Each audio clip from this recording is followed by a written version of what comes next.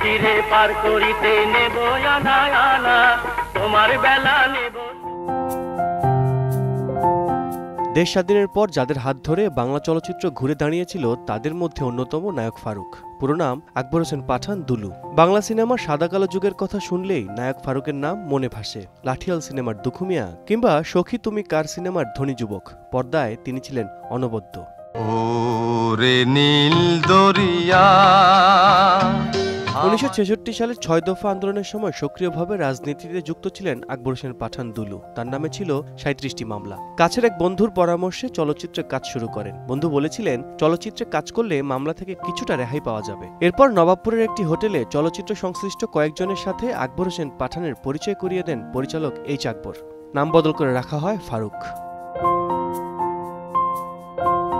পৈতৃক নিবাস গাজীপুরে হলেও পুরান ঢাকায় তার জন্ম ও বেড়ে ওঠা। ছোটবেলায় ছিলেন ডানপিঠে স্বভাবের। পাড়া মহল্লায় বিভিন্ন অনুষ্ঠান পণ্ড করা ছিল তার অন্যতম কাজ। পুরান ঢাকার মানুষ তাকে ভয় পেতেন, দুলুগুন্ডা নামে ডাকতেন। অকপটে কথাগুলো স্বীকার করেছিলেন নিজেই। নগদে 500 টাকা বা তার বেশি পেমেন্টে পেতে পারেন ঢাকায় জমিসহ 20 কোটি টাকার পুরস্কার। জায়গা আমার বাপের, মায়ের না। তুমি কি মনে করছো তোমার চালাকি আমি বুঝি না? কিশোর বয়স থেকে রাজনীতিতে যুক্ত হন আকবর হোসেন পাঠান। অংশ নিয়েছিলেন মুক্তিযুদ্ধেও। 1971 সালে মুক্তি পাওয়া জলছবি সিনেমার মাধ্যমে অভিষেক হয় তার। খান আতর রহমানের আবার তোরা মানুষ হ সিনেমায় অভিনয় করে পরিচিতি পান। 1975 সালে লাঠিয়াল সিনেমায় অভিনয় করে শ্রেষ্ঠ পার্শ্ব অভিনেতা বিভাগে জাতীয় চলচ্চিত্র পুরস্কার ঘরে তোলেন। সুজন সখী, নয়নমণি, সারেং বউ, গোলাপি এখন ট্রেনে, দিন যায় কথা থাকে, নাগরদোলা, সাহেব তার অন্যতম সিনেমা। 1990 সালে মুক্তি পাওয়া মিয়া ভাই চলচ্চিত্রের সাফল্যের পর তিনি হয়ে ওঠেন চলচ্চিত্রের মিয়া ভাই।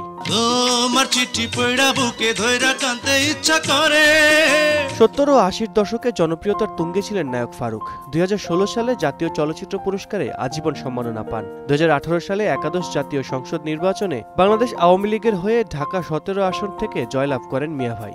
সংসদ সদস্য হলেও নায়ক পরিচয়টাই তার মুখ্য ছিল। মানুষের কাছে তিনি নায়ক ফারুক হিসেবেই ছিলেন, আছেন। গ্রামীণ প্রতিবাদী চরিত্রে ফারুকের অভিনয়ের প্রশংসা করেছেন সে সময়ের নামী সব পরিচালক। এসব চরিত্রে ফারুক ছিলেন অপ্রতিদ্বন্দ্বী, আর সেটি তার জনপ্রিয়তার মূল কারণ হয়ে দাঁড়িয়েছিল। নায়ক ফারুক প্রসঙ্গে এক সাক্ষাৎকারে নায়ক সোহেল রানা বলেছিলেন, গ্রামীণ প্রতিবাদী চরিত্রে অভিনয়ে নায়ক ফারুকের অবস্থানে এখনও কেউ আসতে পারেনি। অন্যদিকে সুজন সখী সিনেমার রোমান্টিক প্রেমিক সুজনের চরিত্র লুফে নিয়েছিল বাংলার দর্শক। বাংলা চলচ্চিত্রের মিয়া ভাই 2023 সালের 15 মে সিঙ্গাপুরের একটি হাসপাতালে মারা যান। দেখতে দেখতে মিয়াবাইকে হারানোর 1 বছর পার হলেও ঢাকাই সিনেমার নন্দিত নায়কের মৃত্যুবার্ষিকীতে নেই কোনো আয়োজন। তবে গাজীপুরের অভিনেতার কবর জিয়ারত করেছেন পরিবারের সদস্যরা। অন্যদিকে মিলাদ মাহফিল করেছে বাংলাদেশ চলচ্চিত্র শিল্পী সমিতি। আল কাসির, সময় সংবাদ, ঢাকা।